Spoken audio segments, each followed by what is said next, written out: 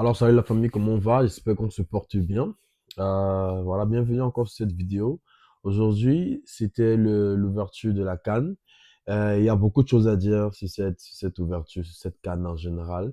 Pour moi particulièrement, j'avais un peu peur de voir à quoi la CAN devait ressembler vu que dans quelques mois, c'est la Coupe du Monde, notamment en 2026. On aura assisté à la Coupe du Monde. Donc, j'avais un peu peur de voir un peu à quoi devait ressembler l'ouverture de cette CAN, à quoi devait ressembler cette CAN. Je dirais, je suis un peu mitigé, j'ai pas encore vraiment la réponse à mes doutes, j'ai pas encore vraiment une réponse parfaite à mes inquiétudes, si je peux dire comme ça, parce que voilà, je sens pas cette arme derrière la CAN comme les autres années, je sens pas vraiment cet enthousiasme derrière la CAN comme on a pu le sentir dans d'autres années, n'est-ce pas?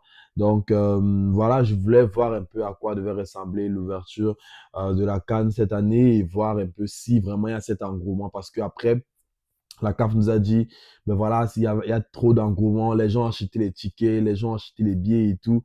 Ben, je voulais voir à quoi ça devait ressembler l'introduction de la CAN, surtout que c'était l'introduction, il devait avoir un show avant le début des matchs. Et puis, c'était le match d'ouverture, notamment tous les stars devaient être là, peut-être tous les gens administratifs devaient être là. C'était le Maroc qui devait jouer à domicile. Donc, je m'attendais à voir quelque chose de très, très fabuleux. Pour le coup, je vais dire, je suis un peu mitigé par ce qui s'est passé lors de cette ouverture de la CAN. Premièrement, je dirais, si on commence avec la cérémonie, le spectacle qu'il y a eu avant le match, le premier match, n'est-ce pas, de cette CAN, je dirais le spectacle était, à mon goût, réussi, mais pas totalement. Je pense qu'il y a quelque chose qui a manqué au niveau des imageries, au niveau de la coordination des gens qui étaient là, au niveau du visuel.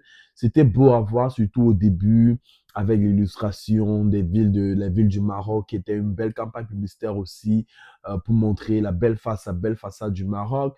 Je pense qu'il était quelque chose de bien, de montrer vraiment, redorer le blason du Maroc et montrer comment le Maroc est beau et ouvrir, n'est-ce pas, cet aspect de l'Afrique que certaines personnes peuvent ne pas connaître et peuvent caricaturer l'Afrique d'une manière ou d'une autre. Donc, je pense que la première partie s'est bien passée avec tout ce petit film qui s'est passé. Après, comme ce ballon qui sort de l'espace et qui vient sur la Terre. Je pense que c'était pas mal. Après avoir, ceux qui comprennent pourront l'expliquer la signification de cela. Mais je pense que d'un point de vue juste visuel, d'un point de vue juste de regarder, voilà, de celui qui, du spectateur, je pense que ça a été beau à voir.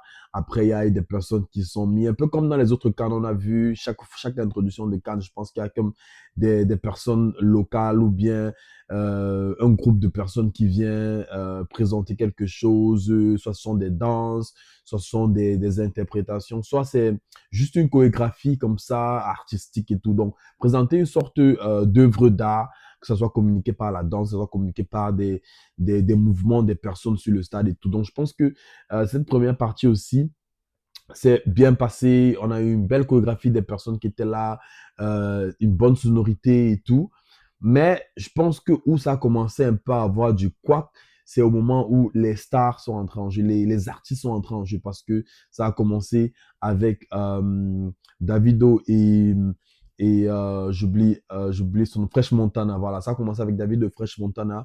Et au moment où c'est entré en jeu, j'ai aimé la transition parce que la première phase est quittée avec les films, avec le petit film qui était fait, avec les chorégraphies qui ont été faites et tout.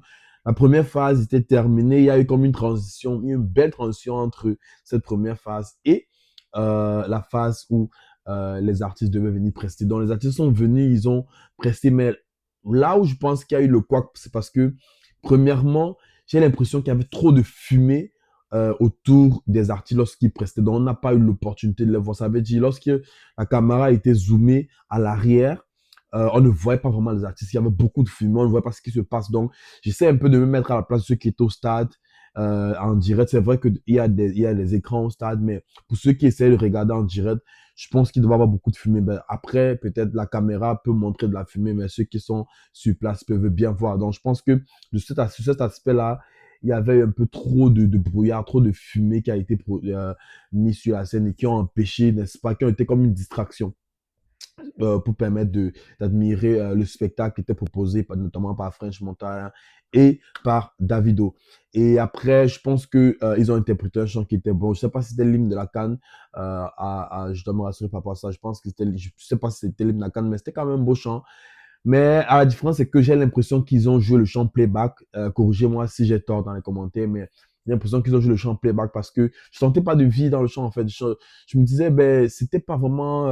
Après, c'est vrai, c'est difficile de vraiment sentir la vie parce que c'est pas un concert, il n'y a pas des effets sonores amplifiés, il n'y a pas, n'est-ce pas, cet engourement-là ou bien c'est cet effet sonore-là que le DJ ajoute, n'est-ce pas, pour pouvoir, ou bien que l'ingénieur de son ajoute, n'est-ce pas, pour pouvoir donner de l'intensité à la chose. Donc, c'était juste une cérémonie d'entrée de match, d'entrée de compétition, n'est-ce pas? Donc, on ne peut pas s'attendre aux mêmes sonorités ou bien aux mêmes conditions de musique que dans un concert. Mais j'avais l'impression qu'il manquait un peu de vie, j'avais l'impression qu'il manquait un peu d'énergie.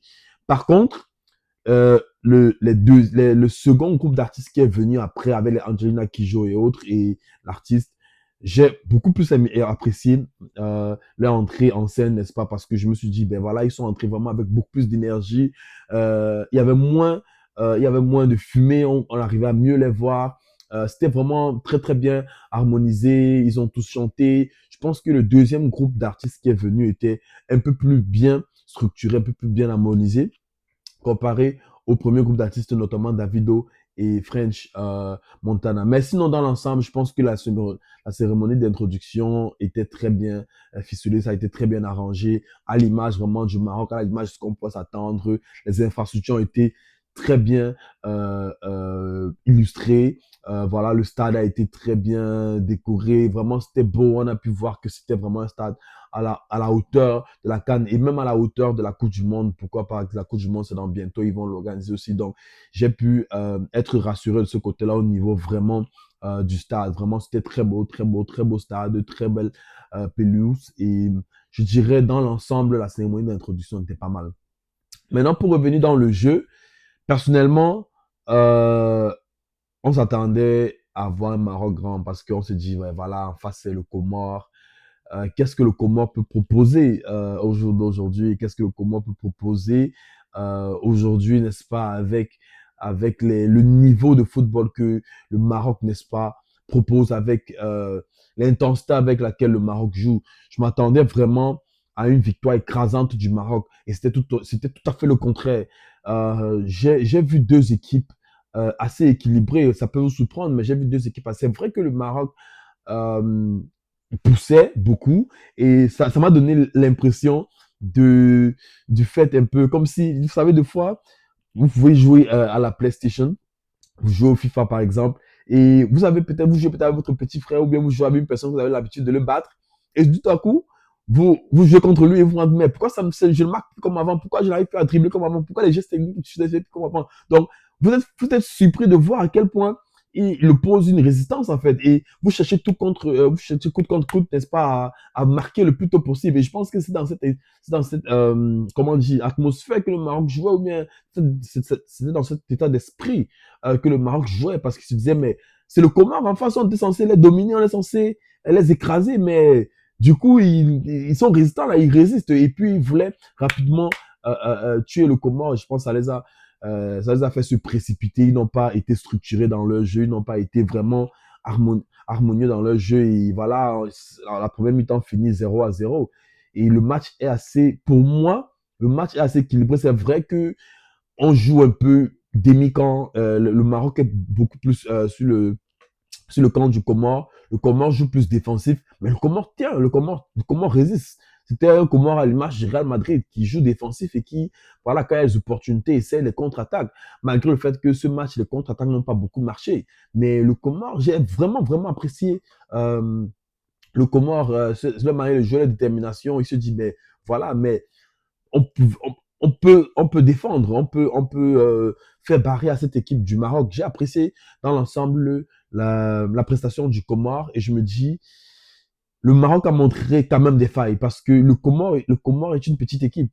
Je m'attendais à minima à 2-0. Les 2-0 que le match est fini, je m'attendais à 2-0 à la mi-temps. Je m'attendais à 2-0 à la mi-temps. Le Maroc est revenu à la deuxième mi-temps un peu plus décisif, mais je m'attendais à ces 2-0 à la première mi-temps. Donc, voilà un peu ce que je pouvais dire sur ça. Donc, j'ai vu le Maroc un peu moins, comment dire, moins en forme, si je peux dire comme ça. Je sais pas parce que c'était le Comore en face, ils se disaient, ben, ça sera une équipe prenable et tout, on va se ménager et tout. Je sais pas pourquoi ils ont donné l'impression de ne pas être préparés à ce match, quoi, parce que ben, ils n'arrivaient pas. Moi, j'ai vu le Maroc pousser, oui, mais c'était pas structuré, c'était pas organisé, c'était pas harmonieux. On a l'habitude vraiment de voir un Maroc très technique. Ibrahim Diaz faisait pratiquement toutes les portées de balles. C'était lui vraiment le plus technique au stade. Mais enfin, le seul joueur technique au stade. Mais pourtant, tous les joueurs marocains, on sait, ils ont une belle qualité technique. Ils peuvent tous porter le ballon. Voilà, ça joue très bien ensemble. Donc, moi, je me suis dit, mais qu'est-ce qui s'est passé avec le Maroc pour ce premier match? Bon, ça, c'est mon analyse. Moi, je me dis, si le Comore était un peu plus, comment on dit, euh, s'il avait un peu plus d'esprit ouvert, il prenait un peu plus de risques parce que j'ai vu le Comore comme une équipe qui ne voulait pas prendre des risques et c'était un peu dommage parce que je pense que si le Comore essayait un peu de prendre un peu plus de risques, je pense que il pouvait faire du mal au Maroc, il pouvait vraiment mettre le Maroc en difficulté parce que on a vu après le premier but que le Maroc a marqué, le Comore a essayé de souffrir. Et je me suis dit, mais est-ce que le Comore était venu juste pour un match nul? Parce qu'on a l'impression qu'ils sont venus gérer le match. Il se dit, ben voilà, c'est une équipe trop forte. Gérons le match. On finit avec un match nul, ça sera un bon score. Et puis, dès lors qu'ils ont encaissé, je parle du Comore, dès que le Comore a encaissé, ils ont commencé à s'activer, ils ont commencé à vouloir jouer au ballon, ils ont commencé à vouloir prendre plus de risques. Mais c'est ce qu'il fallait faire depuis le départ. C'est ce qu'il fallait faire depuis le coup de sifflet du début, n'est-ce pas? Donc, je pense que le Comore aurait dû prendre plus de risques. Et si le Comore prenait plus de risques, je pense que le Maroc devait être en difficulté. Le Maroc pouvait être en difficulté dans ce match. Parce que d'après ce que j'ai vu, le Maroc n'a pas produit un football vraiment esthétique à la manière dont on veut. Après, derrière la gagne, à la fin de la journée, il faut gagner. Mais on a vu le Maroc faire une très belle phase de poule en Côte d'Ivoire et en huitième de finale être éliminé. Donc, c'est ce que je déplore un peu ici avec le Maroc. Je m'attendais à voir vraiment un Maroc grand, un Maroc écrasant, un Maroc vraiment qui allait venir avec la hargne sur le Comore et tuer le match pratiquement à la première mi-temps. Je m'attendais à un 2-0 à la première mi-temps et puis à la deuxième mi-temps, on essaye de se ménager et tout. On met un troisième but et puis voilà, on fait les remplacements, on fait entrer d'autres joueurs. Je m'attendais à ça, mais le Comore en face a montré que ouais, on est résistant là, on tient debout, on peut se regarder les yeux dans les yeux. Et puis j'apprécie aussi le gardien comorien parce que voilà, ce gardien a fait un très beau match. Ce gardien a fait un très bon match. C'est vrai qu'on n'a pas beaucoup vu aussi Yacine Bounou parce que bon, les Comoriens n'ont pas beaucoup attaqué comme ça dans le match, mais le gardien a fait un très beau match. Il a sauvé pratiquement 3 occasions de but. Il a sauvé 3 occasions de but. Donc le gardien comorien, vraiment été un très bon gardien. Il n'a que 24 ans. Je pense qu'il a un bel avenir encore devant lui.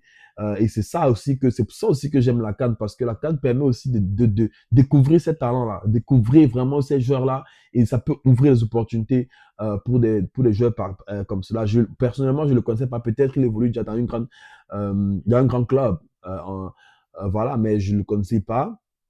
Avec la CAN comme ça m'a permis de le connaître, ça m'a permis de voir à quel point il était fort et j'espère que tout le monde voit comme j'ai vu, n'est-ce pas, qu'il était fort. Le Maroc a marqué 2 excellents buts, notamment par Brahim Diaz qui a commencé d'abord par jouer à la sélection espagnole et puis s'est rabattu en Afrique. Bon, après, je ne veux pas spéculer là-dessus. C'est une bonne chose qu'il joue pour son pays aussi. Le Maroc, c'est aussi son pays, comme l'Espagne, c'est son pays. Et puis, il a porté le flambeau des Marocains. Il a marqué le premier but, très beau but. Le deuxième but est un but fabuleux. Je pense que c'est une bonne compétition pour le meilleur but de la CAN actuellement. On a encore beaucoup de matchs à voir. Donc, voilà un peu une petite analyse à chaud comme ça après ce match, n'est-ce pas, d'introduction de la CAN. La CAN va continuer et comme je l'ai dit sur notre chaîne, on va essayer d'analyser. Ça sera beaucoup, les vidéos d'analyse vont se faire une fois par semaine. Moi et Jean-Marc, on sera à deux sur un format à deux et on va essayer d'analyser un peu les différents matchs qui sont passés tout au long de la semaine et voir un peu, donner un peu nos pronostics par rapport aux éventuelles rencontres qui auront lieu. Donc, ouais, parce que je vais dire, le Maroc, voilà, je pense que les gars, ressaisissez-vous. Voilà, vous avez besoin vraiment de vous ressaisir et voilà, sinon, je ne vois pas le Maroc aller loin. Si le Maroc joue comme ils ont joué aujourd'hui, si le Maroc fait la prestation que j'ai vue aujourd'hui, honnêtement, s'ils tombent derrière contre une équipe solide, je pense pas qu'ils pourront gagner s'ils font la même prestation que j'ai vu aujourd'hui parce que avec le Comore, c'était très moyen, très moyen venant de la part du Maroc. Bravo à vous les Comoriens, j'espère que voilà, vous allez produire quelque chose durant cette CAN, j'espère que vous pourriez grappiller quelques points dans cette poule et pourquoi pas vous qualifier, n'est-ce pas, pour ces huitièmes de finale. Donc voilà, c'était juste une petite vidéo d'introduction. Je vous encourage à liker, à vous abonner et à partager la vidéo. Merci beaucoup. Ciao.